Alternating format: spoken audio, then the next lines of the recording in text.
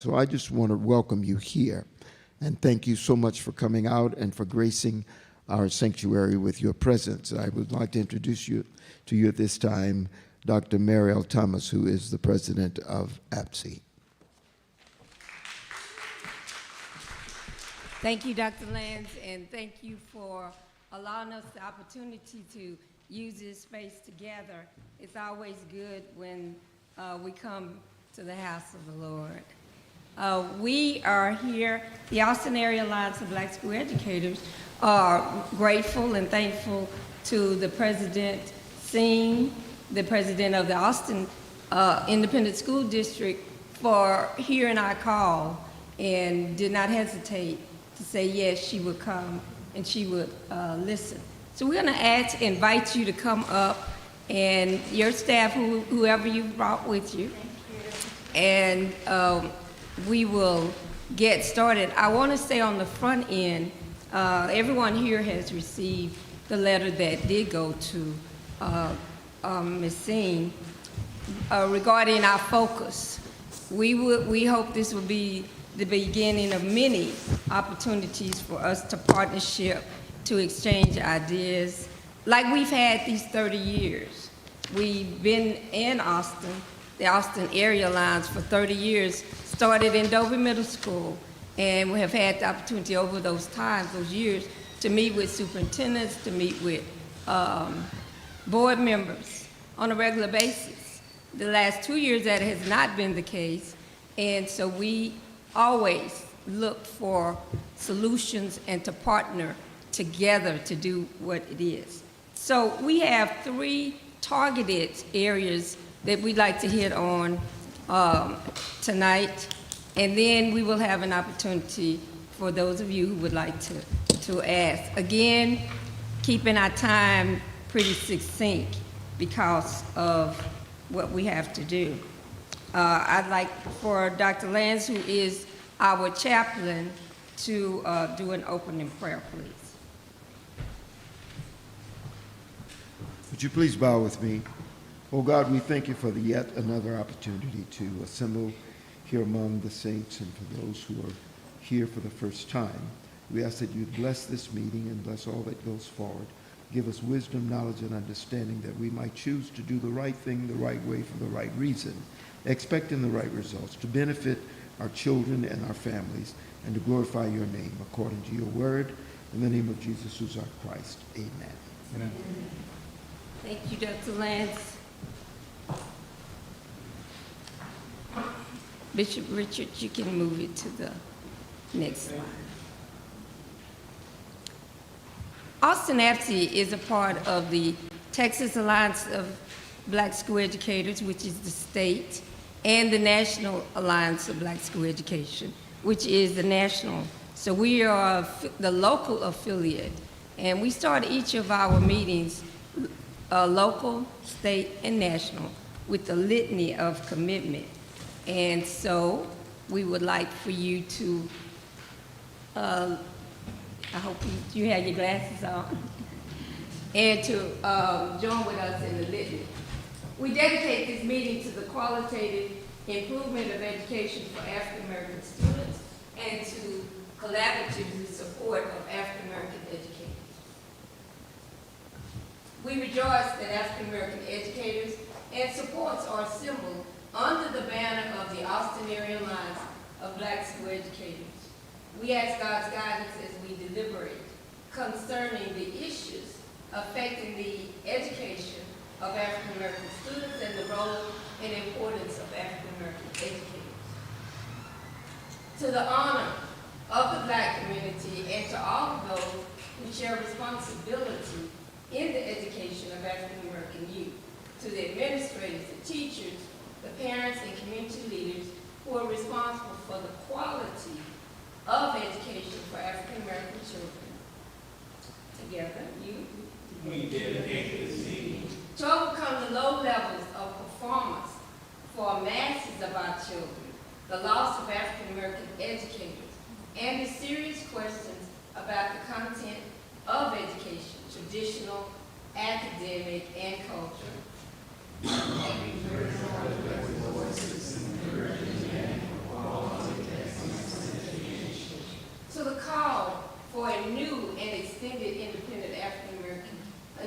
leadership in education, to the need to redeem prior deprivations caused by slavery, segregation, and racism and poverty.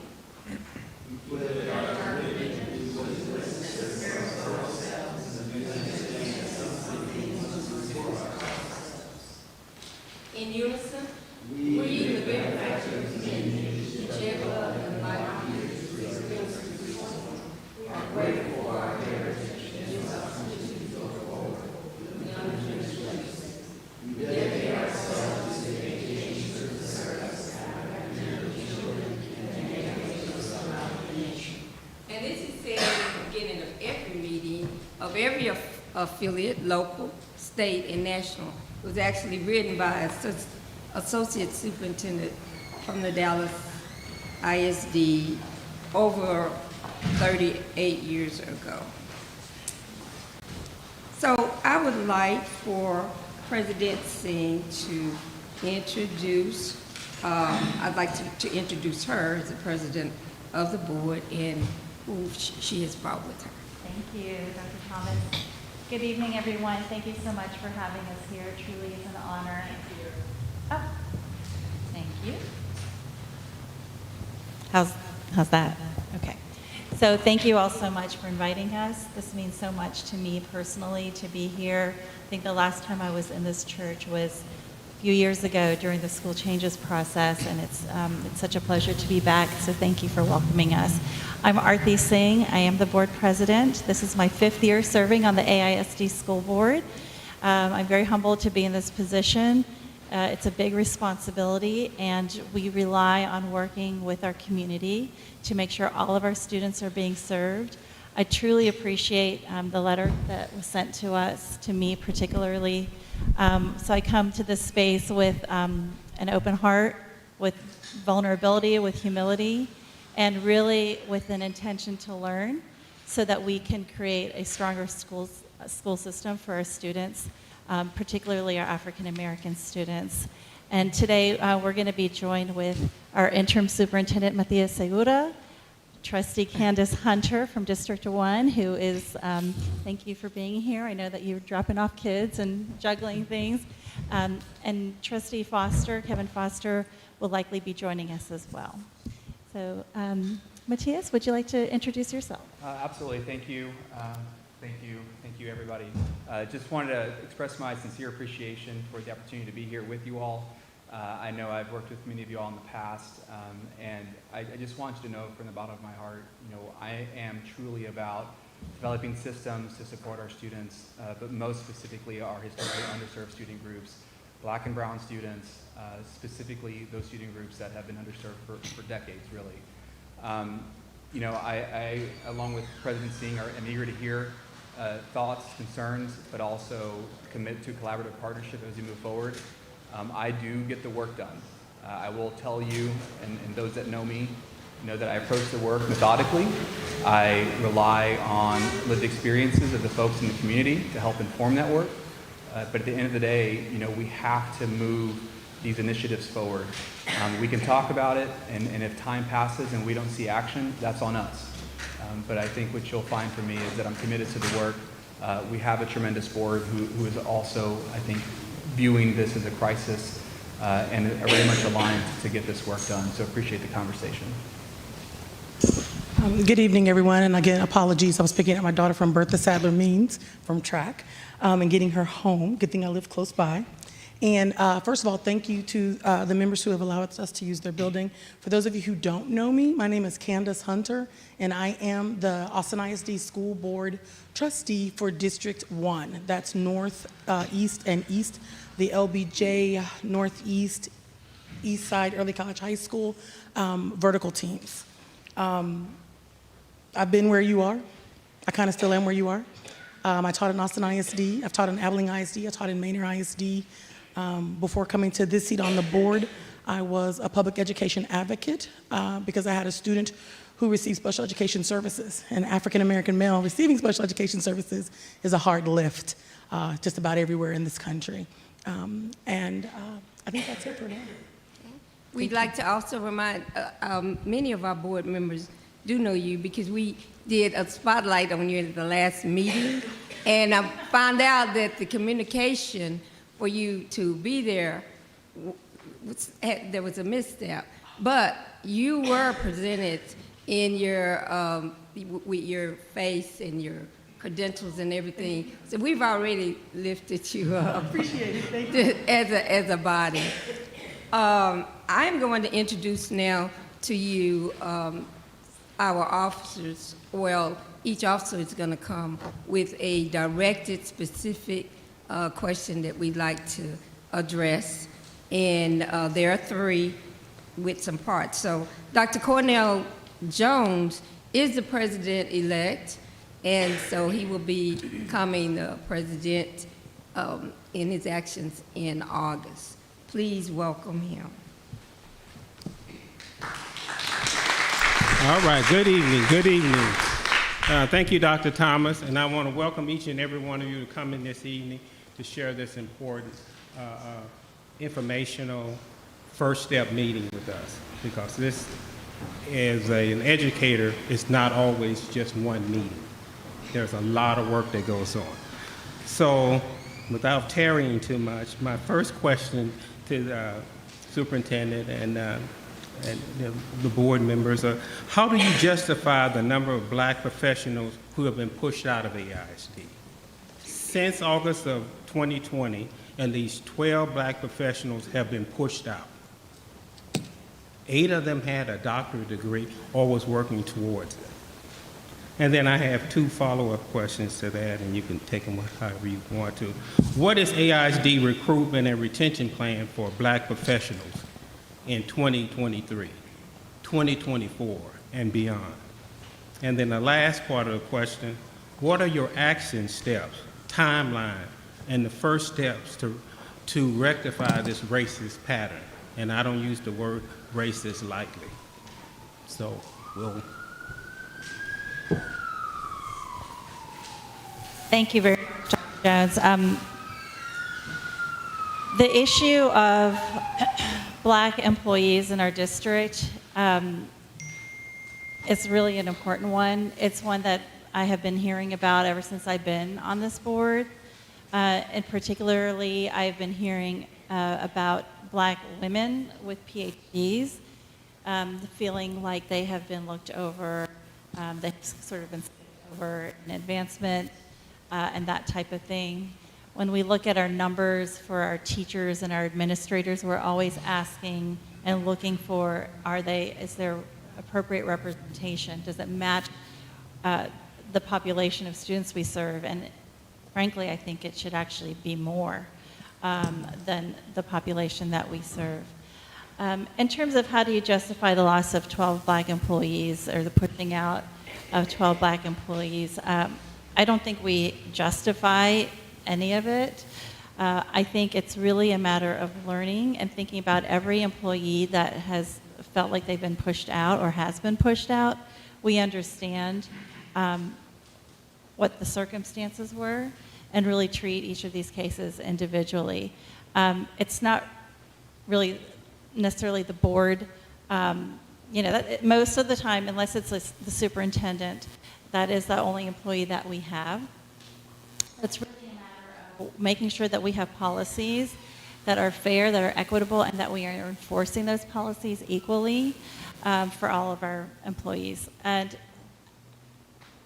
I would hope that as part of the equity assessment that we're doing, and as part of other work that we as a district do, I would like there to be a salary comparison or something like that where we're seeing our employees with certain credentials and see if there's parity in their pay. I'm a data person, and so I really like to understand the facts and really know where we're going for, and then be able to measure how we can improve. That is how you hold yourselves accountable. It's not just by saying, oh, we're going to try harder. It's about saying, okay, this is how much black employees are underrepresented, or this is how much, this is the delta between advancement for our black employees versus other employees.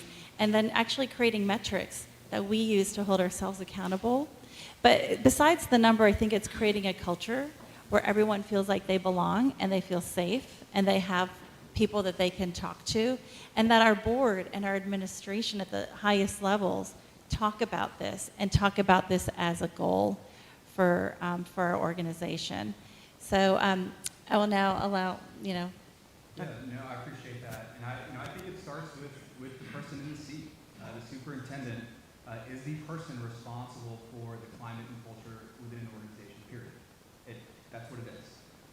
So, I in the seat over the last 3 months, and in working with the board, will be adamant about identifying opportunities to improve this. I certainly recognize that the past has created harm for many of our African American families and educators, and we need to acknowledge that, and we also need to understand, how that's going to change moving forward. So, as President Singh said, the board is 100% aligned in supporting the superintendent at this point, whoever's in the seat, and exploring that and putting together policies, putting together structures that support Black women, Black individuals just as a whole, but they're also acknowledging that we need to create safe spaces and talk about it. It can't be something that we only talk about, behind closed doors. It needs to be part of our culture. It needs to be something that we support and discuss openly. And I think what you'll find about me is that is who I am. We've been talking about it. The board's been aligned with me. I do agree that we will find things within the equity audit that will help inform the structures that have to be put in place. I don't want to say that that's the only thing that will occur. We'll do things between now and then, but that is one point of truth that will help us move forward. But I can promise you that we're committed to getting this right, and we certainly acknowledge that there have been racist practices in the past. So I'm using my phone, so not checking I'm keeping track of the notes. So the first question is how do you justify it? I think President Singh answered that. There's no justification. I've only been a board member for 4 months. Before I became a board member, that was some data that I asked for. I said, I want to see how many Black principals from 2018, 2019, and I tracked it because I wanted to see. The first day I was in this seat, unfortunately, I had a Black principal come and tell me, I'm moving on.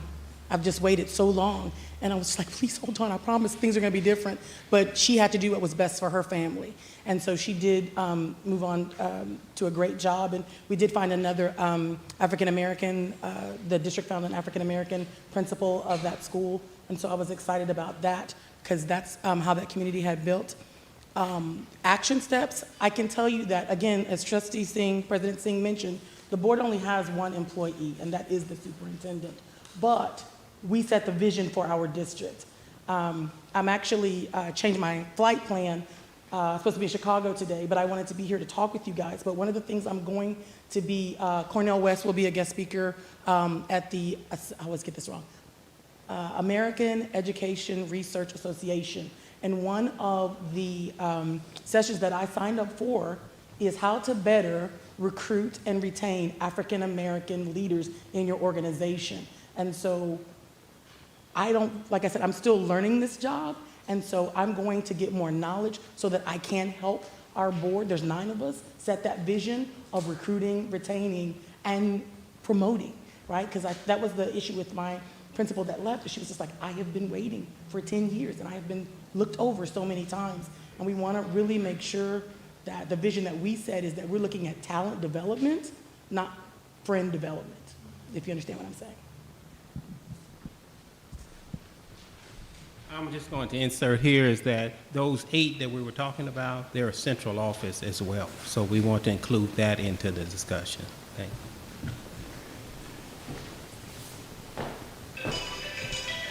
you. We're now going to move to our second question, and we're going to ask Leslie Tucker, who is our financial secretary, to come up and lead in that questioning.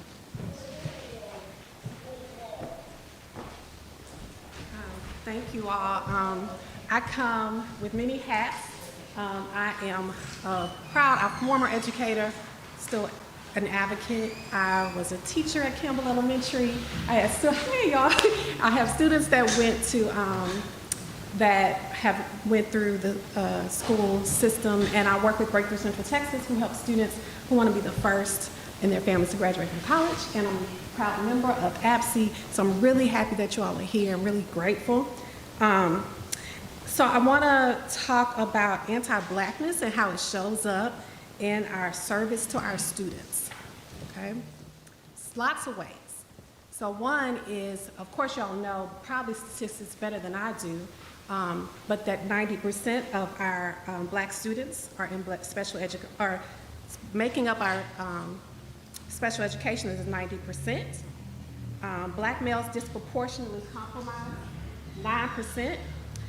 Black males disproportionately comprise a high number of total special education population, and that there is a big achievement gap between Black and brown and students and white students. And you all, everybody knows that. And we have this thing that we've been doing, trying all these things over and over again. But what's the radical change? What's different than we've ever done that's going to address anti-Blackness and call it? I know you said, well, I don't say that word racist lightly, right? But we got to say it often because it's what it is. We call it what it is. And how are we going to be radically different? Thank you, Ms. Tucker. So I really appreciate those statistics. They're very sobering. We do have a real problem, I would say, when you look at the numbers, when you talk to people. I appreciate your using the term anti-Blackness because I think that is what it is. Like, I don't think we need to sugarcoat it in any way. I think a lot of folks, I think in order to create the disruptions that are necessary to change the culture of our district and the outcomes for our students, we are going to have to be bold, and we're going to have to really do things differently. Mr. Segura is all about action and systems.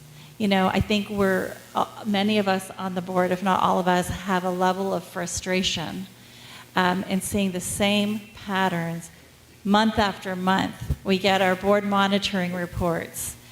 I'm gonna, if you don't mind, I have some statistics that I want to share that we just gathered for this meeting. And you're correct, African American students are overrepresented in special education. About 25% of our Black students are identified as special education. At the same time, African American students are underrepresented in gifted and talented. It's only 8% versus 13% average. African American students make up 15% of all disciplinary placements, but only 6.4% of the total population. So they're almost 2 to 3 times more likely to be placed to have disciplinary action than their actual population in the district. 14% of all African American students have at least one disciplinary suspension or placement, not including referrals, compared to 5% district-wide. There are a couple of other things when you look at student outcomes. It becomes even more sobering. Only about 2/3 of our 23% of our African American students are doing math on grade level. Those are our third graders. Reading is a tiny bit better, but still nothing to be proud of, which is about 1/3 of our African American students are reading on grade level in third grade. How are they going to succeed if our system is not serving them? We have made progress in some areas, but y'all, it's little pockets. And it's only when there's like an alignment of a child, a family, and a teacher. And it's not predictable like when that happens. And so what we need to do as a system, the way we make high outcomes the norm rather than the exception, is you have strong systems. And what this means is it means you make sure you have filled all the vacancies at your Title I schools. If the teacher is like the #1 school success for a student, and then you see that most of our vacancies are in East Austin, and you see that most of our first-year teachers are placed in East Austin, we have 100% control over that. And it has, yes. And it has taken us 5 years, at least since I've been on the board, for us to finally get to a place where the administration is presenting a plan to solve this very specific problem. We own it, and we've got to fix it. There's lots of other examples of this, but I think that's where anti-Blackness shows up. It's basically accepting and saying things, that's just how it is. And it doesn't have to be. We have so much more than historically the district has implied. So I'll leave it at that. Matthias? Oh, yeah, no, I appreciate that. One of the things that I think about a lot is, we have to name the vulnerable student population. We have to talk about young Black male students and how every decision we make impacts them. We talk about, equity, we talk about, all these things, but at the end of the day, we are making decisions that impact the entire system. Hiring processes. President Singh just mentioned the fact that for the last 5 or 6 years, we started school understaffed, multiple vacancies in our most historically underserved schools. You know these schools. We're starting with 5 and 6 vacancies. That creates a pressure in the system, and these students need additional attention, but we're taking that away because we don't have the staffing. So this year, we have a pool of free hired teachers, 150, we'll get to 400. So we expect all of our campuses to be fully staffed well before the first day of school. The board asked us to be bold. We looked at reducing the student-teacher ratio in many of our campuses that have historically underserved teachers that have more populations of Black students, right? They're correlated. Let's reduce that pressure in the system. We know that these students need additional support. Let's provide it. And one of the ways we can provide it is by reducing that ratio. More FTEs, more direct support, and that finds itself in a budget that only the board can approve, but I have to bring it forward. We talk about, professional development. That's something that we'll continue to do, but I think as an organization, you're going to find us be very aggressive. We agree that it's a crisis. We can just look back to a month and a half ago when we had a very difficult conversation with the board around the reading achievement levels for our Black students. It was terrible. And so you think about where you are in March of 2023, asking, are we going to wait a whole another year to do anything before we adopt a new curriculum, K1 and 2, which brings early literacy to the table? And if we didn't have the action from the board, the support from the board to allow me to do what I needed to do, then we would be here a year from now with the same curriculum, with the same resources, doing the same thing. The board was bold in allowing us to explore that. We have a modified solution which allows teachers and educators to come and evaluate the resources so that we have it in place before next year. So these are the things that you're going to see this board and this administration pursue. You'll see us be intentional about it. I can go through a variety of other things, but ultimately, for us, we have to understand every impact, every decision we make, and then make sure that our students are held to high standards. We cannot have different standards for every student. We have to ensure that we have high standards for all of our students, and that's a culture, right? We have to get there. It hasn't been that great in the past. We all know that, but we're committed to improving that. So that's how we're tackling it now, and we'll continue to develop detailed plans around all of this work and share that with the community, get feedback from our community, and make sure it's done well. So that's a lot. You're moving quickly. I sat in a meeting with AJC maybe it was before the pandemic, so I'm going to say 2018, and I heard something said that broke my heart, and then when I sat in it, it made sense. And the speaker said, one of the most dangerous people that your child will ever encounter stands in front of them every day. It's a teacher. That hurt me to my core because I know I'm a good teacher and I know that I care for children, but that is not so for everybody that stands in front of our children. In a recent meeting, we were talking about those scores that were so low, but then we have these 3 schools that are outliers. And there was like, well, we got to figure out. I was like, you don't need to do any more research. I can tell you why those schools. Number one, the principals are people of color. Their staffs are people of color. And the families are involved. I love Campbell. I'm so glad that the principal just puts all his stuff on YouTube and Twitter so I can follow it, because those children are learning and growing because they believe they are valued. And that's where it has to start. So before we put people in front of our kids, they have to understand that our expectation is that they value every child and that there is no low expectations. And we are working on building those programs in our HR department, or rather, what do we call it, human capital department. There's something else that I never experienced as a teacher, and probably you never experienced, and that was being the only black teacher on your campus, right? So who do you talk to if you don't know anybody? I think at Reagan I was one of 3 that wasn't a coach. I'm not counting coaches. At Reagan I was one of 3. At Sadler Means I was one of 4. And our human capital was doing something. I was like, what good is that? But creating affinity groups so that black teachers can actually get together and say, how are you doing? Are you okay? What support can I give you? That never happened for me as a black teacher. So I'm very proud that that is going on. The fact that we are saying now there's a minimum. Our schools, there has to be a minimum of counselors. There has to be a minimum of assistant principals. The administration has said that, we're like, well, here's the money, so please do that. But that's what's important, because my daughter goes to Sadler Means, and when you have a school like that, it's operating, you tie one arm behind the principal's back if they don't have the staff they need, if they don't have the funds they need, if they don't have the support they need. This new budget that is coming out, and please take a look, I think the budget tool is still up, to go and give your opinions about what your priorities are as a community. That's important. We have small schools in East Austin. That doesn't make them less, it makes them different. So the support, they need more support. And I challenge anybody to say, oh, well, you have 300 kids, so you need less. But those 300 kids, what are they dealing with? What reading level are they on? What, are they dealing with parents who are incarcerated? What are they dealing with? Because it's more. It's just the trauma of being black in America, right? Just having to walk through the street and move through the world. And so it's more. So we said, put your money where your mouth is. So that's what we're doing with our budget, and I think that's important, because we can't say, well, you have to do better. You have to get the scores up. Where are my resources?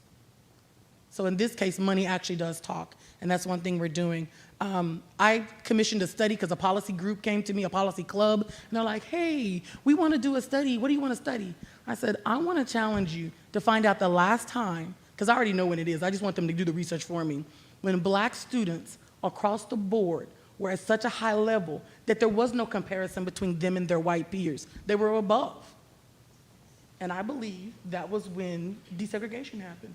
My mom is a yellow jacket. You better believe they talk about the pride, and and she's like, oh, well, Miss Means was, my teacher, and if I didn't do it right, she would tell Miss Johnson, and Miss Johnson would tell Miss Moffitt, or whatever. There was that kind of community. Because the way Austin is now, we don't have that kind of community. I might not know your mom. I've actually taught kids I'm related to and didn't know it, because I'm from Austin. But the one thing that we have to do, that I asked, we just spoke with the Black Baptist Pastors Association, parents need to know what to ask for. I told those pastors, I should have emails every day, people screaming, saying, this is wrong. Where are the emails? Should be in the meeting saying, you're not doing your job, my kid can't read, that's your responsibility, but I want to help you, so what am I supposed to do? That's what I want to hear. I got elected to get those emails. I got elected to hear those phone calls. Parents need to know what their rights are. And we're actually, some community advocates and I are building, we want to come to your churches, we want to talk to you about what are the questions you should be asking that teacher every week, or sending an email. If you work 2 or 3 jobs, how can you help your kids read? My kid's not doing good in math. I'm working, I got 3 other kids. How can I build those skills? Because that's the reality of a lot of our folks and a lot of our families. And we're just basically saying, well, we got them, you get them. If they don't get it, come to summer school. We're not doing that anymore. So if you know a group that we can come and talk to, my group and I, to tell parents, what should you be asking? What should you be expecting? Who do you communicate with? How do you communicate with? People say, oh, well, black parents aren't involved. Yeah, they are. They will be when they come with both barrels, because it's gone for so long. You don't see a lot of it. So what we want to do is get ahead of that and say, what do you need? And so I would love to see, I've sent him lots of emails about Parent University. You're probably tired of getting those emails, but building that capacity amongst our parents so that they can be our partner teachers. They are the first teachers. You guys know that. But to get them to value that so we can do that, that's a partnership that has to happen. I don't know what it is that you guys can do to push in on that, but I'll push from this end if you push from that end.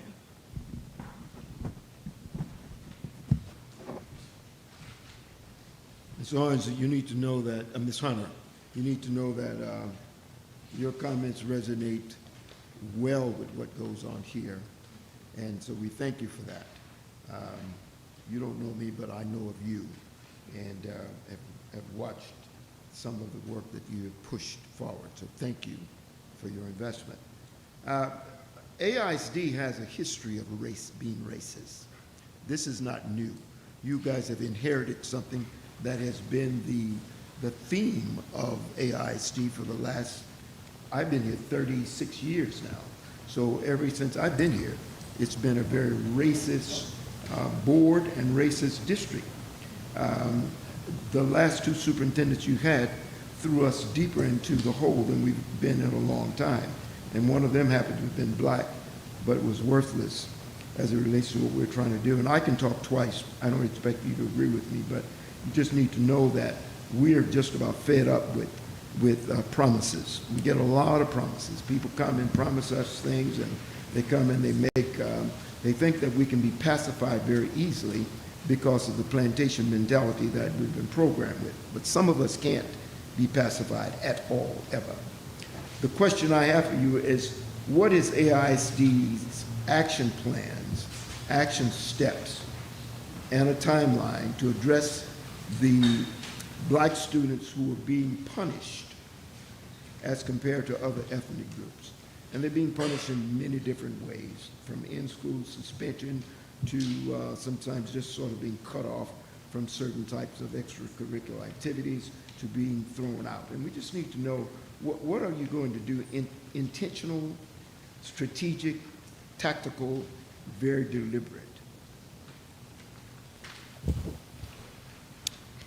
Thank you, Dr. Lance, for that question. So the board, our role is a governance role, and that means we make policies, we set the targets that we want to hold our superintendent accountable for, we approve the budget, we interact and represent our community. And so I say that because it was with our board, and shout out to Trustee Anderson, who's here, and hello, Ms. Bradley. We got two former trustees. But a couple of years ago, Trustee Anderson and I and our board at that time, first time, asked for key performance indicators precisely related to this, that there is a history of overrepresentation, particularly of students of black kids, Hispanic kids, and students with learning disabilities in our disciplinary system. And you have to name the problem in order to solve it. I am a huge believer of that. If you don't define exactly what the issue is, you have no way to hold yourself accountable. And so we did. It took a while, but eventually the superintendent did bring to us some key performance indicators that actually had targets that would show a decrease over time of disciplinary referrals. And that is our role as a board, to do that.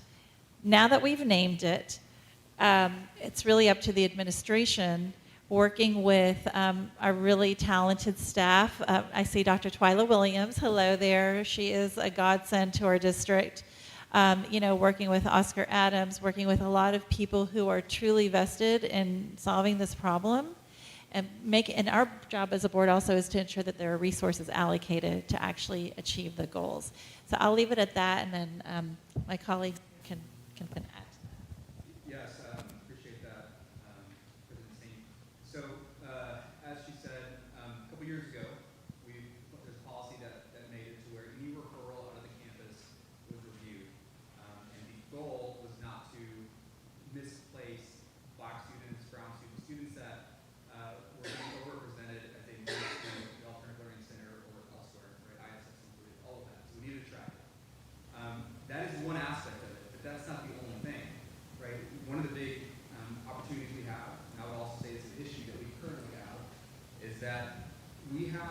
educators who don't know how to work with students that don't look like them. That's just what it is.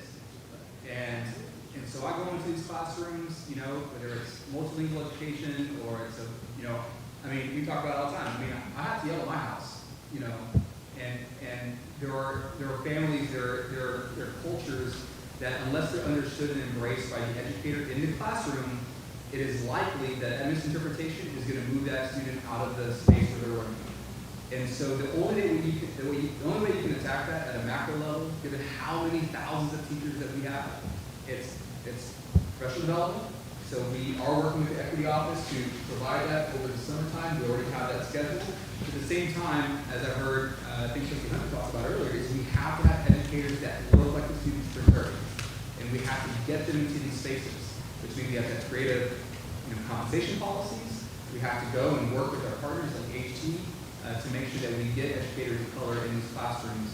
We know that there's a significant impact, I think over 17% or 18%, whenever a student sees an educator that looks like them. And that's one of the reasons that it's important that, you know, Trustee Hunter is in our classrooms, in our building. It's important that I'm in our building. We want, you know, leaders of color to in these spaces so that our students can see themselves, you know, in us and that they can do this. So it's a culture, but those are some of the things that we're doing now, but I really do believe we have to get to a place where our educators understand that the students they're serving have a different culture than them. They have different things they're negotiating. They may not have had a good meal. They may have had to deal with all sorts of stuff. Some of them have multiple, you know, family members living in the same room. How are you going to sleep like that? You know, so all of those things have to be thoughtful and incorporated into the education system if we're going to be successful. And we also have to be clear that if it's not working in a classroom or it's not working in a school, that we're willing to make a change. And that creates challenges, right? Y'all know that. But I think right now we have an opportunity with an aligned board to support the administration if a change has to occur. Because the one thing you can't do is allow these types of behaviors to persist. This person may be a great educator, but it may not be a good fit for that campus, and that's what I care about. So those are some of the things that we're doing now, but we already have multiple training scheduled for the summer, and we're going to continue to build on that as we move through the assessment process and as the board and the administration kind of really come together. I think the team, we've only been together about 2.5 months, 3 months, so there's a lot of work to do, but we're working on it. I just have a shameless plug. We're hiring instructional coaches. So if you're looking for something, Austin ISD is hiring instructional coaches, and they're going to be the instructional coaches that we always wanted, the people that actually support teachers, not people that do a lot of paperwork, people that are saying, let me teach this lesson with you. Dr. Mercer and I get the privilege of being field supervisors for interns with Austin Community College, and we get to go in those classrooms and talk with those teachers and be like, so let's talk about how that went. What can we do better? That student was trying to get your attention. So we get to do that. I also have my own business, and I get to work, I'm working on a contract right now with Maynard New Tech, where I'm in the classroom with teachers, co-teaching and helping them do that sort of thing. That's what has to happen. We have to literally, because it's not happening, and because we now need so many teachers. I just have a really quick question about, like, when you have job fairs at school, the one thing I never see at a job fair is a table. Guess who's never at a table? A teacher. You never see a teacher at a job fair behind a table saying, well, what do you do? Well, I'm a teacher. So our children begin to take it, well, that's just a teacher. It's almost like a service industry. That's like a waiter or whatever. They're here to serve me. No, this is an honorable profession. And for so long, to black educators, it was only one of two that was available, right? For women, you could be a nurse or you could be a teacher. This is a valuable profession, and our children they don't see value in it. And I will tell you that it's a hard road to hoe, as my grandmother would say. My son came to me and said, I think I want to teach. And my first instinct was like, no, don't do it. Then I was like, no, do it. So I think that's one thing. Nationally, there just aren't teachers of color. I mean, we're all picking from the same barrel. So one thing I think that will help us on this end is showing up, believe it or not. Next time you hear somebody saying, hey, we're gonna do a job fair, say, do you have a table for teachers, for educators? I was privileged enough to take some students, it's called Ready, Set, Teach. We actually have high school students who have lived through the pandemic, and have still raised their hand to say, I want to be teachers. At Bowie, we have 64. I think in Novato, we have something around 30. And at Aikens, I think we have something around 20 kids. Out of all of those, there is one black African-American, one African-American male. Out of all of those kids. Lots of Hispanic women, a few Hispanic men, but there's not enough. See what I'm saying? Our pool's so young, there's not enough. What I did was I took them to South by Southwest. I asked the district, can you please help me get passes for all of these kids? I guarantee you, they're gonna continue in this process and come back because they saw the value in education. They're like, oh, I can do ed tech, I can invent apps for classrooms, I can do this, I can do that. They saw more. But we need more teachers of color, but they're not gonna come. And yes, we can have an agreement with HT, right, or whomever, but we have to last the 4 years. Now watch 4 years, they're watching all their friends become doctors and lawyers and doing all those sorts of things. And so we can't hold on to them. So what I'm asking is all of your support, right? Call me, I don't even have any cards, doggone it, but call me so that we can support those kids and help them become teachers so that we can put more kids in the pool so it can be deeper. This is some rich comment and information before I open up the floor for questions that may be raised. I want to make sure that you know on record, and I was hoping that Dr. Foster would be here because he could confirm it, that the Texas Alliance of Black School Educators has the largest conference in the whole state. And we, as a district, had already paid for recruiting from teacher assistants all the way up to superintendent. And we did not have a presence at all the entire time. He was there and he witnessed that. I came back and did write an email to the chiefs, concerned about it, wanted to know what can we do, how can we help. We have partnered. We are one of the groups that have partnered, and I still haven't gotten an answer. That was in February. So when we want to hear and believe what you're saying and telling us, but we were really looking for the outcomes and when it goes beyond what the word is. We have a Power of One symposium that we want. That was one of the ideas we're going to bring to the table in June. All these things we're talking about we can do together. So I'd like to open up the floor if you'd like to come, whoever, to the mic. I'm sorry, did you say Power of One? Power of One Power of is our symposium that we are doing in June, and it's going to have all of these breakout sessions that we've been talking about.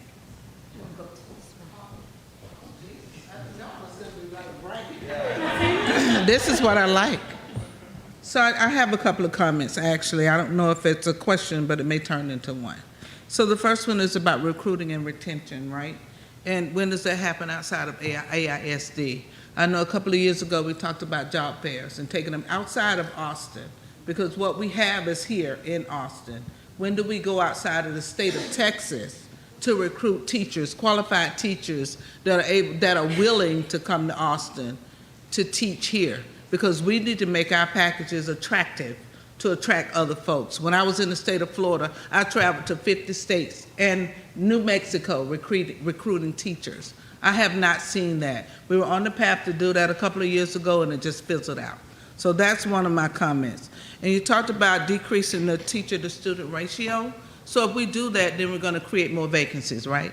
We're going to need more teachers. If you lower the student-to-teacher ratio, then that's an ineffective strategy that we're going to put out there, because there's no way we're going to find additional teachers when we're already short right now. So think about that. And then placing information for parents. I know you talked about Trustee Hunter, getting parents to come and ask questions and do different things. When do we reach out to the parents and market to them? We need to share with the parents what we have available in Austin ISD. We have multiple ways to communicate that out, but we need to do a better job of getting the word out to our families. Not our families always having to come to us to ask those questions. And we're going to be proactive about some things that we need to put the information out there for our parents and have a way for them to come in and feel comfortable with that. Because as we know, some of our families will not ever show their face anywhere. They won't even come to their own kids' school because they're intimidated by all of this. You know, if I show up to a meeting and there's 12 people sitting there, of course, I'm quiet. I'm only going to listen, and I'm going to sign my name where you asked me to. So let's think about that when we're talking about our families and wanting them to come in and ask those questions. And then you talked about putting teachers in front of kids that look like them. Well, you know what? I'm for that and I'm against that, right? Because I think that a good teacher do not necessarily need to look like the students that they teach. You know, teaching is hard work from the heart. And there is no training or professional development that you're going to be able to put together to say, Sheila here released from the heart. Because I sincerely, truly care about people's children. I have raised thousands of kids here in Austin, you know, in my 13 years that I worked for you guys, and continue to do some of that work, right, with a different program. But we have to be able to go out and recruit teachers and not necessarily look like me. They're going to stand up in front of me and teach me. But if you lead from the heart, I'm going to make that connection with you. Because if I know that you care about me, then I'm going to share some things with you that you may not know about me, because I want to make that connection to you. So those are my comments that I wanted to bring forth. And we just got to do a better job of reaching out too. Thank you.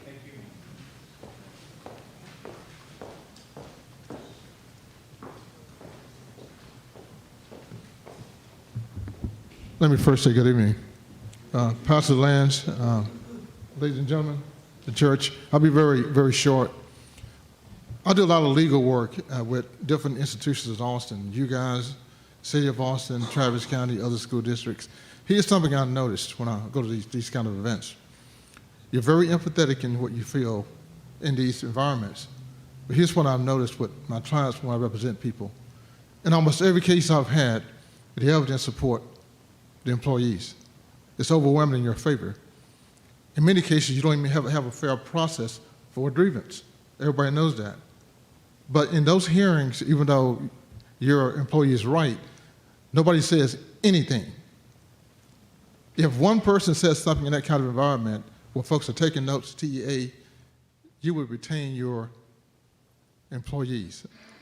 I don't want to sound like John Cochran, but if you can't retain, you can't attract.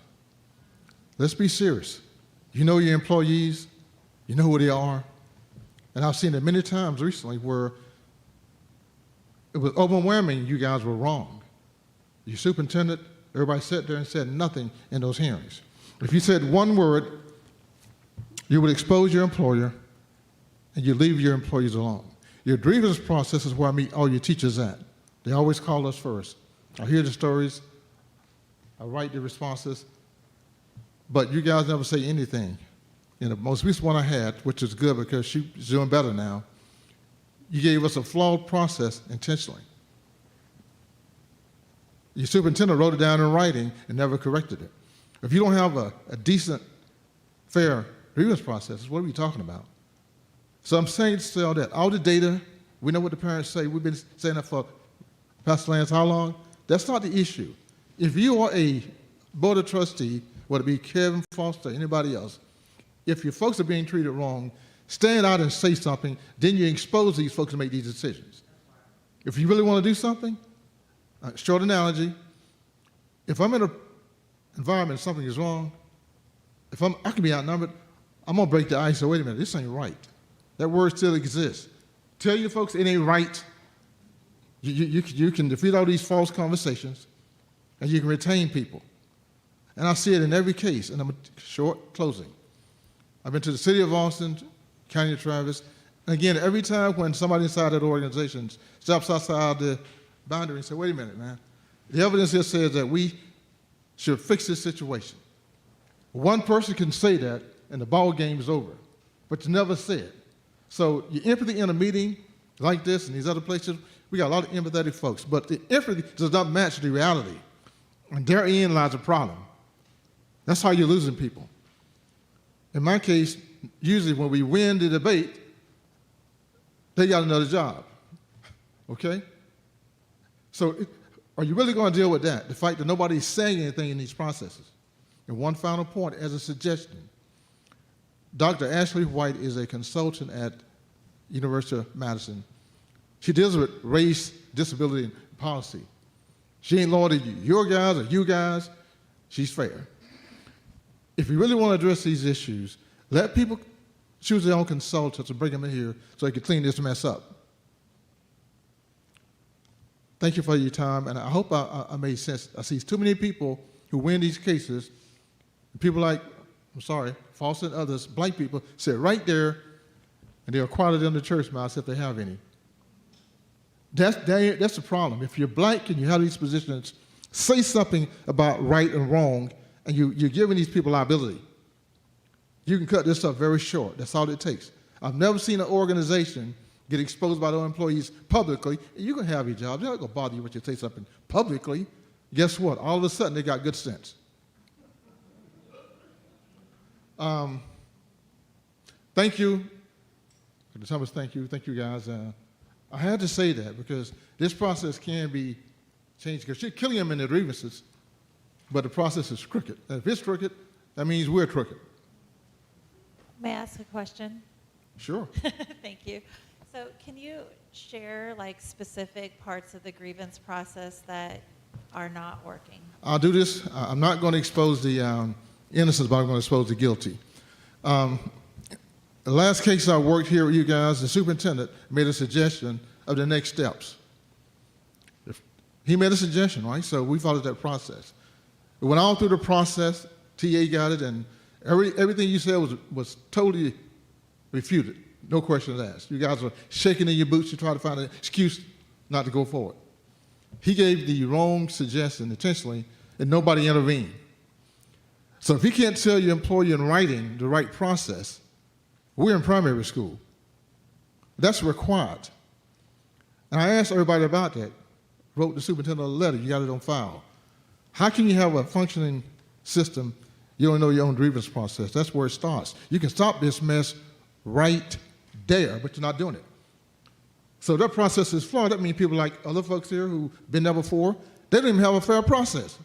You're kidding me. You're kidding me. Am I clear? I would love to talk to you more about that. Well, please do. My door is always Separately. open. Yes, Most of the time. Please do. Thank you. Thank you. Reverend Lance, thank you. Thank you.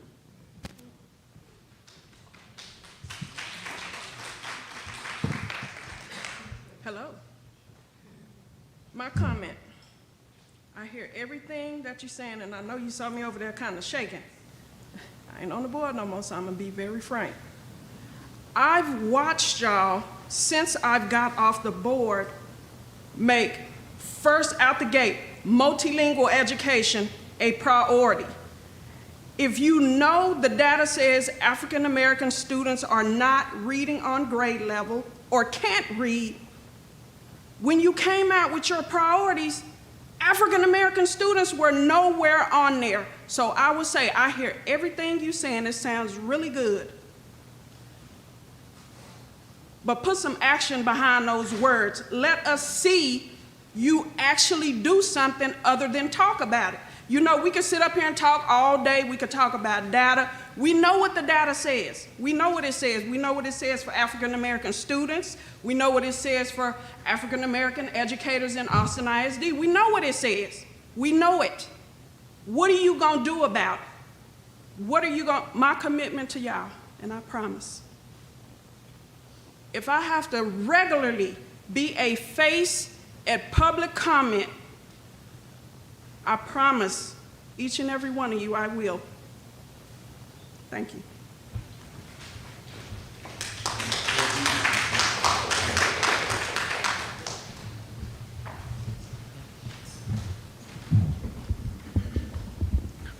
Pastor Lance, Trustee Singh, Segura Trustee Hunter. I don't know how many times I've been preaching.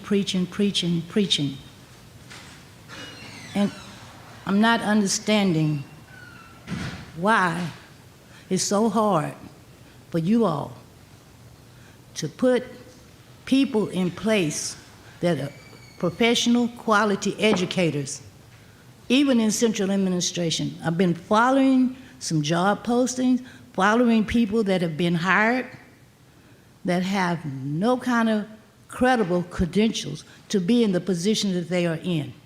And you want to know why you have a problem in the special education department? Because you have a person that was in human capital that you put as associate superintendent in the special education department. And before that, you have one person that was hired that's been here 3 years that didn't do anything but lie to the parents and community leaders. So, and these people are still there. And I've been watching all these positions that are being created in human capital, and most of them, the people that are getting them are the young white women or the young Hispanic women. You pushed a lot of well-qualified black people out of central administration, did not want to give them a promotion. You railroaded some of them out. And now you still have some few black principals here that you still fooling with. And it's not right. And when you have a school like LBJ that have seniors reading on a 5th grade reading level, they need a whole lot of help. And I want to ask you, because I was on the district council, advisory council meeting with you on that night, and about the grant money that Lord Doggett gave AISD. And my understanding there's going to be 36 campuses that are going to be receiving some of that money. So I would like for you to furnish me a list, because you just listed 7 or 8 of them on the DAC, and I didn't see any schools east of I-35 on that list. So I'd like to see a list of all the schools, the 36 campuses, that are going to be eligible for some of that money. And back to Alternative Learning Center, when we had our community meeting, I haven't seen any changes over there. And a lot of people gave recommendations on how LC could be restructured. Nothing has never happened. Nothing has never happened. Nothing has changed at all. And like I said the other day, human capital in the special education department do not need to touch no special ed teacher at ALC or no special ed TA, because you're a burden. The few good, hard-working people over there, they getting ready to quit. So when you making things priority, and this I've got to really say, I watched the school board meeting November the 17th, 2022. That stuck in my head. When I heard a person in central administration said they had to find somebody to teach the African-American students how to read, and none of y'all said a word about it. Nobody said nothing. You didn't even call her out. You didn't say anything. You just sit there. Nobody said anything. No one did. So I have a problem right there. That person don't need to be working nowhere in AISD. You telling me you got to go find somebody to teach black children how to read? And then again, your financial chief, I was watching the meeting the other night. I'm like, Miss Anderson, he was going to invest so $1 million in multilingual. He was going to invest some $1 million in bilingual. Didn't say a darn thing about investing in the black children that didn't know how to read. So, and there have been a lot of qualified, educated black people that have applied for jobs in AISD, but never got an interview. My last statement to you all, y'all want to fix something? First thing you need to fix is that human capital with them racist people off down in there.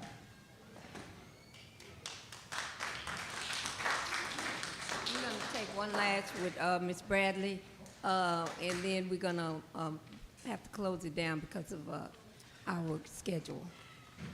Hello, thank you for being here. And I understand, because I served on the school board, so I know it's not an easy job by no stretch of the imagination. I also know that being on the board is what you put into it, too. So if you just come to sit there and listen, you don't get anything. But if you're actually putting something in that position, then you should gain a lot. But just on what I was listening to, you stated that the superintendent is the only employee you have. And that's true. However, you can direct the superintendent to do certain things. And one of the things that he needs to be directed to do is look at the past employees, especially African American employees that were terminated or forced to resign. You can do that. You can also stop targeting, stop looking for ways to get rid of African American employees. Sometimes you use their own employees against them. And so we need to stop doing that. We also need to start looking at do we actually have the right person in the role as human capital. So I have some agreement. So we actually have to start looking at what roles we have people actually playing. Because if you start looking at that, you're going to see that a lot of the discrimination is happening in those departments. When we have a principal who had to file a grievance on someone in human capital, and the person has to go back and ask another employee or friend, do you think I'm racist? You should have had the answer to that question, because if you have to ask somebody if you are racist, you already have the answer to that one. But guess what? That person is still in human capital. And then the principal still hasn't received the grievance. The grievance is at the level of the board. Now, this principal is still waiting. So, see, some of this stuff just don't make sense, and I'm going to try to be as quick as possible. So, I heard you talk about Parent University. Ms. Anderson had to leave, and I'm going to say, I've heard a lot of stuff, Candace. I think you were great. I think y'all were great, but a lot of it is the same soup warmed over, okay? We've had it, we've said it, we've done it. But the one word you always hear when it's said is fidelity. I don't understand that. I don't understand how you cannot have fidelity of anything you're trying to implement. If this is IBM, if it was any other company and you don't show fidelity, guess what? They don't sit up and ask you questions, they say bye. The other thing, we implement initiatives, and I talked to you, and I think what you were saying was right on point. But the thing about it is, we have one initiative, and then when leadership changed, another initiative. And all of it sounds good, but none of it is implemented. And I'm gonna go back years. Archbishop, you remember your 10-point plan? It's on the shelf somewhere collecting dust. It was a good plan. They implemented maybe 1 or 2 things that was minor, but the other 8 just gathered dust. We had My Brother's Keeper. Do you even hear that anymore? No. COSBOC, we were sending people to those meetings. We actually had COSBOC come down to Austin. You don't even hear anything about it. The other thing, leaderships on campus. For some odd reason, everyone thinks that every school east of I-35, and I'm not knocking fine arts by no stretch of the imagination, but why is it our kids have to shake their behinds? Why is it they can't learn math, science, and reading, but oh, we can have them dancing and stepping and everything else? But they can't have a program that actually feed them with something that they need to do, something that will increase that reading level. And I do agree. The person that you have standing in front of them need to have high expectations, but we also need to have high expectations of the person standing in front of them. And we don't do that. We'll sit up there and let them drone on for years and years with the same kids, year after year, looking at the data, knowing it's flat, it's going down, but it's never going up, but we will leave them in that classroom forever, getting the same results. We don't move them, we don't even look for professional development, but we just keep them in that place. So there are some things that we have to do better. And I do believe that we have to call people to the table, because the National Alliance of Black School Educators had a journal, and it was a blueprint on educating African American children. But did we look at that? It came back to Austin, but did we ever do anything with it? No. We all know what needs to be done. We all know the data, and it didn't start last year. It's been like that for years, even when I was on the board. So what do we do? Do we do another initiative? Or do we look at what we have and go from there? Thank you, Ms. Bradley, and others. This has been rich conversation. Like I said, we want to, we have service that starts like several minutes ago. So I go by my pastor. He said we got to shut it down. So we reach out.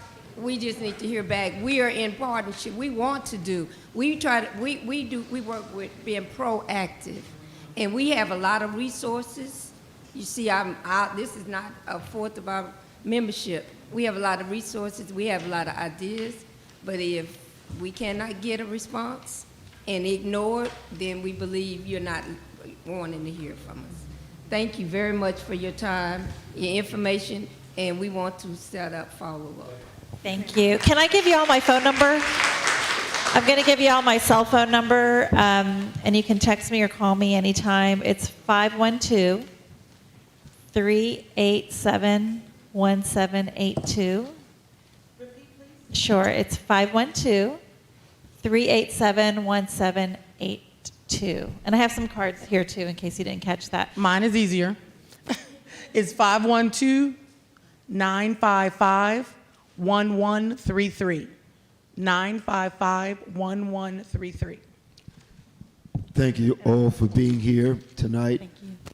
And thank you, President Singh, and to you, Council, the Trustee Hunter, and to you, Superintendent. Is it Matthias? Thank you for that. All of you that have come, you need to know that this is just phase one. We're going to do this again, so you all get ready for it, because what we want to do is to have a second meeting to see how much you've done based on what you said you were going to do at this meeting.